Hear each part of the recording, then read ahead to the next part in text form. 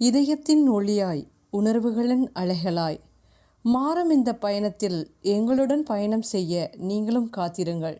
தங்கம் போல துளங்கும் பெயர் காஞ்சனா. அவள் சுவாசம் கூட ஒரு கதை. அவள் நிசப்தம் கூட ஒரு ரகசியம். ஒவ்வொரு துடிப்பும் ஒளியாய் வெளிப்படும் ஒரு உலகம் அவள். காஞ்சனையின் கற்பனையில் உதிர்த்த கதைகளை நினைவில் வைத்து உங்கள் மனதை வருடிச் செல்ல போகும் நான் ஆர்ஜே வானதி. எந்தன் சித்திரமே நில்லடி இக்கதை பிடித்திருந்தால் லைக் ஷேர் செய்து சப்ஸ்கிரைப் செய்து கொள்ளுங்கள். ஹாய் டியர்ஸ், இது காஞ்சனா செந்தில் நாவல்ஸ். எந்தன் சித்திரமே நில்லடி இந்த கதை பருமனாக இருக்கும் பெண்ணவளை உயிருக்குயிராய் விரும்பும் காதலன். அவளின் காதலை அவள் ஏற்றுக்கொள்வாளா? பார்க்கலாம் வாங்க. சித்திரம் 8. மாலை அலுவலகம் முடிந்து வினோத் வாகன நெரிசலில் காரை ஓட்டி கொண்டிருக்க அங்கே ஓரிடத்தில் நிறைய பேர் சுற்றி நிற்க சலசலப்பு சத்தம் கேட்டது. ஏற்கனவே வாகன நெரிசலில் கடுப்பானவர்களுக்கு அங்கே ஏற்பட்ட சலசலப்பில் மக்கள் கூட்டம் தேங்கி நிற்க என்ன என்று அங்கிருந்தவரிடம் விசாரிக்க, சார், ஒரு பொண்ணை ஏதோ பொறுக்கி பையன் கிண்டல் செய்தான் போல, அதான் அந்த பொண்ணு அவனை வெளுத்து வாங்குது என்றான். அதை கேட்ட வினோத் ஓஹோ என்றவன் அப்படியே அமர்ந்திருக்க, ஆனால் கணேசன், அண்ணா வாங்க அண்ணா, என்ன நடக்குதுன்னு பார்க்கலாம் என்றான். கணேசா, உனக்கு வேறு வேலை இல்லையா? அவன் ஏதாவது தப்பு பண்ணியிருப்பான், அதுதான் அந்த பொண்ணு அடிச்சிருக்கு. இதில் நீ வேடிக்கை பார்த்து என்ன பண்ண போகிற? அச்சோ வாங்க அண்ணா, அந்த தைரியசாலி வீரமங்கை யார் என்று பார்க்கலாம். எனக்கு அவங்கள பாராட்டியே ஆகணும் என்றான் கணேசன். சரி வா, சொன்னால் மட்டும் என்ன கேட்கவா போகிற என்று இருவரும் அங்கே செல்ல அங்கிருந்தவளை பார்த்த இருவரும் ஒருவரை ஒருவர் பார்த்து கொண்டவர்கள் அதிர்ச்சியில் நின்றனர். ஆம், சாட்சாத் நம் வினோதினிதான் அங்கே ஒருவனை அடித்து வெளுத்து கட்டினாள். பக்கத்தில் இருந்தவளோ அழுது கொண்டிருந்தாள். அவள் வேறு யாரும் இல்லைங்க, இந்த இரு அண்ணன்மார்களின் தங்கை காவியாதான். அடி வாங்கியவனோ, இந்தாமா பொண்ணு, இப்போ எதுக்கு அழுதுட்ருக்க? நீ அழ இந்த குண்டு பிசாசு என்னை அடிச்சுட்டே இருப்பா போல, கொஞ்சம் அலறதை நிறுத்து. எப்பா, என்னாமா அடிக்குது இந்த பொண்ணு, இவளை கட்டிக்க போகிறவன் நிலமை என்ன ஆகுமோ, பொண்ணா இது என்று வலித்தாங்காமல் கத்தினான். ஏய், இதுக்கு மேலே ஏதாவது பேசின கொன்னுடு வேண்டாம், பொறுக்கி நாய, பண்ணுறது பொறுக்கித்தனம், பேச்சப்பாரு என்றவள் அவன் தலைமுடியை பிடித்து இழுக்க, ஏய் வலிக்குது பிசாசே, விடு, உன்னையும் இடிக்கணுமா சொல்லு. உன்னை மாதிரி பொண்ணுங்களை என்னை மாதிரி பசங்க இடிக்கிறது கூட வரந்தான், ஆனால் நீ என்ன அடிக்கிற, உனக்கு என்ன பைத்தியமா என்றதும் அதில் கோபத்தின் உச்சத்தை அடைந்த வினோதினி, ஏண்டா எவ்வளவு தைரியம் இருந்தா மறுபடியும் அதையே சொல்கிற என்று அவனின் கையை முறுக்கியவள், எங்க தைரியம் இருந்தா இடிச்சு தான் பாரேன் என்றிட அவனோ வழியில் துடித்தவன், அம்மா தாயே என்னை விட்டுருமா என்று கெஞ்சினான். இது தப்பு செய்வதற்கு முன்னாடி நீ யோசிச்சிருக்கணும்டா புண்ணாக்கு, அவளை இடித்ததால் அடி மட்டும் வாங்கிட்டு இருக்க, என்னை இடித்திருந்தா மகனே உன்னை கொன்னே போட்டிருப்பேன் என்றவளை பார்த்தவன் என்று முழிக்க, என்னடா பார்க்குற, அவள் என்னுடைய உயிர் தோழி தான், அவளுக்காக நான் எதையும் செய்வேன், இருந்தாலும் ஒரு இக்கட்டான நிலைமையில் மாட்டிக்கொண்டு முழிக்கும்போது இப்படி அலறது எனக்கு பிடிக்காது. இப்போ நான் செய்து கொண்டிருக்கும் வேலையை அவள் செய்திருக்கணும். முதல்ல அவங்களுக்கு அவங்க தான் பாதுகாப்பு. நாங்கள் குண்டாக இருந்தால் நீங்கள் என்ன பண்ணாலும் அமைதியாக போகணுமா? நாங்கள் என்ன எவன் வந்து எங்களை இடிப்பான்னு ஏங்கி கொண்டா இருக்கோம்?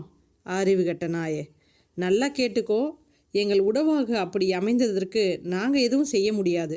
அழகை மட்டும் தேடி போகிற உங்களை மாதிரி பசங்களை பார்த்தாலே வெறுப்பாக இருக்குடா. எல்லா பெண்களுக்கும் மனசு இருக்குது, அது குண்டாக இருந்தால் என்ன, ஒல்லியாக இருந்தால் என்ன, இப்படி எங்களை கேலி செய்து எங்கள் மனசை குத்தி கிழக்கிற நீங்கள்லாம் மனுஷ ஜென்மங்களா என்றவள் மீண்டும் அவனை அடித்து வெளுத்து வாங்க அவனும் சோர்ந்து அமர்ந்தான். சகோதரர்கள் இருவரும் வினோதினியை பார்த்து அதிர்ச்சியானவர்கள் காவியாவை பார்த்ததும் பதறிப்போக அவர்களை யோசிக்க விடாமல் இங்கே வினோதினி அவளை வெளுத்து வாங்க, வினோத் அவளின் செயலை கண்டு அவளை மெச்சிக்கொண்டவன், அவள் சொல்வது ஒவ்வொன்றும் உண்மையான வார்த்தைதானே, அதில் ஒன்றும் தவறில்லையே என்று நினைத்து கொண்டான். கணேசன் நடப்பதை வாய்ப்பிழந்து பார்த்து கொண்டிருந்தவன், ஐயோ சரியான ராட்சசியாக இருக்காளே என்று நினைத்தவனுக்கு மனதில் பயம் தோன்றி மறைஞ்சது. வினோதினி ப்ளீஸ் கொஞ்ச நேரம் அமைதியாக இருங்க என்றதும், வினோதினியும் காவியாவும் அங்கே பார்க்க, வினோதினி வந்துட்டானுங்க, இவனுங்க 2 பேருக்கு வேறு வேலையே இல்லை என்று சத்தமாக முணுமுணுத்தாள். கணேஷ் அவளை முறைக்க வினோத் அவனை அமைதியாக இருக்கும்படி கூறியவன் தன் தங்கையை பார்க்க, அவளோ அண்ணா என்று ஓடி வந்து அவனை கட்டிக்கொண்டு அழுது வடிந்தாள். வினோத் அவளை சமாதானம் செய்தவன் தன் தங்கையிடம் என்ன நடந்தது என்று கேட்க, அவளோ எதுவும் கூறாமல் அழுது கொண்டே நின்றாள். வினோத், காவியா அழாதம்மா, என்ன நடந்ததுன்னு சொல்லு என்று தன்மையாக கேட்க, அண்ணா இவன் இவன் என்று காவியா நடந்ததை கூற ஆரம்பித்தாள். காவியா வினோதினி இருவரும் கல்லூரி முடிந்து அங்கே இருக்கும் ஐஸ்கிரீம் பார்லரில் ஐஸ்கிரீம் சாப்பிட சென்றனர். அங்கே எதிரே வந்த ஒருவன் வேண்டுமென்றே காவியாவை இடிக்க அதை பார்த்து பெண்ணவள் பயந்தவள் வினோதினியின் கையை பிடித்தாள். வினோதினி அவளின் கை நடுக்கத்தை பார்த்தவள் அவள் பார்வை போகும் இடத்தை நோக்கியவள், என்ன காவியா என்று அவனை முறைத்து கொண்டே கேட்க, அவளோ அவளின் காதில் நடந்ததை சொல்ல, டேய் இப்போ எதுக்கு அவளை இடிச்ச என்று கேட்டாள் வினோதினி. ஏண்டி பப்ளிமாஸ், உன்னை எடுக்கலன்னு உனக்கு வருத்தமாக இருக்கா? உன்னை இடிக்கிறேன் என்று வந்தவனின் கையை முறுக்கி அவன் கன்னத்தில் மாறி மாறி அறைய அங்கே கூட்டம் கூடியது. காவியா நடந்ததை கூற அடி வாங்கியவனோ, ஐயோ கடவுளே, இடம் தெரியாமல் மோதிட்டம் போல, இந்த ஒரு பொண்ணு அடிக்கிறதே தாங்க முடியல, இதில் இந்த பெண்ணோட அண்ணன்களும் வந்துட்டானுங்களே என்று நினைத்தவன் அவர்களின் காலில் விழுந்து, சார் என்னை மன்னிச்சிடுங்க, தெரியாமல் பண்ணிட்டேன் என்றதும் வினோத் அவனை தூக்கி அவன் பங்குக்கு அறைந்தவன், டேய் இங்கே பாரு, இதுதான் உனக்கு கடைசி வார்னிங், இனி எங்கள் கண்ணில் பட்ட அன்னைக்கு தான் நீ இந்த பூமியில் வாழும் கடைசி நாளாக இருக்கும், இங்கிருந்து ஓடு என்றதும் அவனும் விட்டால் போதும் என்று தப்பிக்க பார்க்க, வினோதினி அவன் சட்டையை பிடித்து இழுத்தவள், வினோத்தை தீயாய் முறைத்தவள், உங்களுக்கு ஏதாவது அறிவு இருக்கா? இப்போ எதுக்கு அவனை அங்கிருந்து போக சொல்கிறீங்க? அவனை போலீஸ் ஸ்டேஷனில் ஒப்படைக்காமல் எனக்கு நிம்மதி இருக்காது என்று வாதம் செய்ய, அவளின் செயலில் வினோத் சிரித்து கொண்டு நிற்க அவனை வித்தியாசமாக பார்த்த கணேஷ், அண்ணா அவள் என்ன உங்களை இப்படி பேசிகிட்ருக்கா, நீங்கள் சிரிக்கிறீங்க என்றவன், வினோதினி இப்போ எதுக்கு போலீஸில் கம்ப்ளைண்ட் கொடுக்கணும்? எங்கள் குடும்பமானத்தை வாங்க பார்க்குறியா?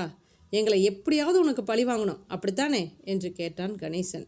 ஷப்பா, இந்த புள்ளப்பூச்சி தொல்லை தாங்கலடா என்றவள், டே டே டே அறிவுகட்ட முண்டம், உனக்கு கொஞ்சமாவது புத்தி இருக்கா? நீ எல்லாம் என்னத்தை படித்து கிழிச்ச? இவனை இப்படியே விட்டா நாளைக்கு மற்ற பொண்ணுகிட்டேயும் பிரச்சனை பண்ண மாட்டானா? ஏன் உன் தங்கச்சிக்கிட்டேயே மறுபடியும் பிரச்சனை பண்ணா உனக்கு பரவாயில்லையா? ஒருவேளை நீயும் இவனை மாதிரி பொறுக்கித்தனம் பண்ணுறவனோ? அதான் இனம் இனத்தோடு சேருதோ என்று நக்கலாக கேட்க, கணேஷ், ஏய் என்னடி சொன்ன? ஏதோ என் தங்கச்சியை இக்கட்டான நிலையிலேருந்து பாதுகாத்திருக்கேன்னு சொல்லி அமைதியாக இருந்தா ரொம்ப ஓவராக பேசுகிற, நீ எல்லாம் பொன்னாடி பஜாரி என்றவனை வினோதினி நெருங்க அவளின் எண்ணத்தை புரிந்து கொண்ட காவியா பதற, வினோதினியின் கையை பிடித்து நிறுத்தியவன், வினோத், கணேஷ் என்ன காரியம் பண்ணுற, முதல்ல இங்கிருந்து போடா என்று சத்தமாக பேசியவன் அவனின் காதில், டேய் இத்தனை பேர் முன்னாடி அவள் உன்னை அடிக்கிறதுக்குள்ளே காரில் போய் உட்காரு போ, பிறகு நடக்கிறதுக்கு எதுக்கும் நான் பொறுப்பாக முடியாது, ஃப்ரீ அட்வைஸ் கேட்டா கேளு, கேட்காட்டி போ என்று தோலை குலுக்கினான். கணேஷ் தன் அண்ணன் கூறியதை கேட்டு அவனை பார்த்து முழித்தவன் காவியாவை பார்க்க, அவளும் அவனின் பார்வைக்கான அர்த்தத்தை புரிந்து கொண்டவள் ஆமாம் என்பது போல தலையாட்டிய கணேஷ் அங்கிருந்து நகர இருந்தவன் வினோத் பேசுவதை கேட்டு அங்கேயே நின்றான். ரொம்ப தேங்க்ஸ் வினோதினி, உன்னுடைய இந்த உதவியை நான் என்றைக்குமே மறக்க மாட்டேன். நடந்தது சின்ன விஷயமா இருக்கலாம், வேற ஏதாவது நடக்கக்கூடாதது நடந்திருந்தால் காவியா அதை அவ்வளோ சீக்கிரம் மறந்திருக்க மாட்டாள். உண்மையாகவே உன்னை நினைக்கும் போது எனக்கு பெருமையாக இருக்குது. உந்தன் தைரியமான செயல் எனக்கு ரொம்ப பிடிச்சிருக்கு என்று அவன் அவளிடம் கை கொடுக்க, இவளும் பேசியது இவன்தானா என்று பார்த்தவள் அவளும் தன்னிச்சையாக கை கொடுத்தாள். அவனுக்காக நான் உங்ககிட்ட மன்னிப்பு கேட்கிறேம்மா என்றான் வினோத். நீங்கள் எதுக்கு சார் மன்னிப்பு கேட்கணும், தப்பு செஞ்சவங்க தான் கேட்கணும் என்றவள் கணேஷை தீப்பார்வை பார்த்தவள், மிஸ்டர் கணேஷ், இன்னொரு தடவை ஏய் சொன்னீங்க அப்புறம் நீங்கள் இன்னொரு வினோதினியை பார்ப்பீங்க, மரியாதை கொடுத்து மரியாதை வாங்க பழகுங்க என்று கணேஷை எச்சரித்தாள் வினோதினி. கணேஷ் ஏதோ கூற வந்தவனை தடுத்து அமைதி காக்கும்படி கூறிய வினோத் மூவரையும் அழைத்து கொண்டு அங்கிருந்து சென்றான். அதற்குள் காவியாவை இடித்தவன் அங்கிருந்து ஓடி சென்றிருந்தான். காரில் காவியா பின் சீட்டில் அமர வினோத், கணேஷ் நீயும் பின்னாடி போய் உட்காரு என்றவன் வினோதினியை தன் பக்கத்தில் அமர வைக்க காவியா கணேசன் இருவருமே தன் அண்ணனை வேற்று கிரகவாசி போல் பார்த்தனர். ஆம், வினோத் தன் வீட்டில் உள்ளவர்களை தவிர வேறு யாரையும் தன் பக்கத்தில் அமர வைக்க மாட்டான். அதிலும் பெண்களை வாய்ப்பே இல்லை. இதை அனைத்தையும் பார்த்து கொண்டிருந்த வினோதினிக்கு வினோத்தின் செயல் வித்தியாசமாகவே இருந்தது. வினோத் மனதில் எவனோ ஒருவன் இவளை குண்டு பொண்ணு என்று சொன்னதற்கு இப்படி அவனை பிரட்டி எடுத்தாலே அன்று நாம் சொல்லும்போது அவ்வளவு அமைதியாக இருக்க காரணம் என்ன என்று யோசித்தவன் வினோதினியை பார்க்க அவளோ என்ன என்பது போல் புருவம் உயர்த்தி கேட்க, அவளின் செயலில் புன்முறுவல் பூத்த வினோத் ஒன்றுமில்லை என்று தலையசைத்தவன் காரை எடுத்தான். காவ்யா, கணேஷ் இருவரையும் வீட்டில் இறக்கிவிட்டவன் வினோதினியை அழைத்து கொண்டு அவள் வீட்டில் விட்டுவிட்டு வருவதாக சொல்லி கிளம்ப மீண்டும் அண்ணன் தங்கை இருவருக்கும் அதிர்ச்சி. காரில் அமைதி நிலவ வினோத் கார் ஓட்டுவதில் கவனமாயிருக்க வினோதினி திரும்பி அவனை பார்த்தவளுக்கு அவனின் உடலமைப்பையும் அவனின் வசீகர புன்னகையும் பார்த்தவள் ஒரு நொடி சொக்கித்தான் போனாள். அவனை ரசித்தவள் இது தவறு என்று தோன்ற தன் கண்களை வேறுபுறம் திருப்பிக் கொண்டாள். இப்படி நம்ம பட்டிக்காட்டான் மிட்டாய் கடையை பார்ப்பது போல் பார்த்தா இவன் என்னை மறுபடியும் வார்த்தையால் கொன்று குவிப்பான், எதற்கு வம்பு என்று அமைதியாக இருந்தாள். இவனோ அவள் தன்னையே பார்ப்பது தெரிந்தும் உள்ளுக்குள் சிரிப்பை அடக்கி வைத்தான். வினோதினியின் வீடு வர வினோதினி ரொம்ப தேங்க்ஸ் சார் என்று கீழே இறங்க, வினோதினி ஒரு நிமிஷம் என்றவன், வீடு வரைக்கும் வந்திருக்கேன், வீட்டிற்கு வர சொல்லி கூப்பிட மாட்டிங்களா என்று கேட்டான். அது மிஸ்டர் வினோத், எங்கள் வீடு உங்கள் வீடு மாதிரி பெருசாக இருக்காது.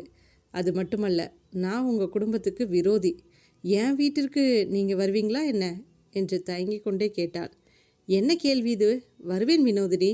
சரி, உங்களுக்கு சமைக்க தெரியுமா என்று கேட்டவனை பார்த்து விழித்தவள், ஏன் சார், எனக்கு சமைக்க தெரியுமா தெரியாதான்னு தெரிஞ்சு நீங்கள் என்ன பண்ண போகிறீங்க? பொண்ணு பார்க்க வர போகிறீங்களா? உங்களை கட்டிக்க போகிற பொண்ணை பார்த்து இந்த கேள்வியை கேளுங்க. ரொம்ப கொழுப்புடி உனக்கு என்று நினைத்தவன், அச்சோ வினோதினி, உங்களுக்கு சமைக்க தெரிந்தால் உங்கள் கையால் ஒரு காஃபியாவது குடிக்கலாம், அதனால தான் கேட்டேன். ரொம்ப தலைவலியாக இருக்குமா? அச்சோ சார், இதை முதல்ல சொல்ல மாட்டிங்களா? வாங்க போகலாம் என்று அவனை அழைத்து கொண்டு உள்ளே சென்றாள். வினோதினி வீட்டின் அழைப்பு மணியை அழுத்த கோமலவள்ளி வந்து கதவை திறந்தவர் அங்கே நின்றிருந்த வினோத்தை பார்த்து யாரென்று தெரியாமல் விழிக்க, வினோதினி, அம்மா வந்தவங்களை வாங்கன்னு கூப்பிடாம அப்படி என்ன திருன்னு முழிக்கிற? இவர் யாரும் இல்லை, நம்ம காவ்யாவின் அண்ணன் வினோத் என்று அவனை அறிமுகப்படுத்தி வைத்தாள் வினோதினி. சரி சரிடி, வாங்க தம்பி என்று அவர்களை உள்ளே அழைத்து சென்றாள் கோமலவள்ளி.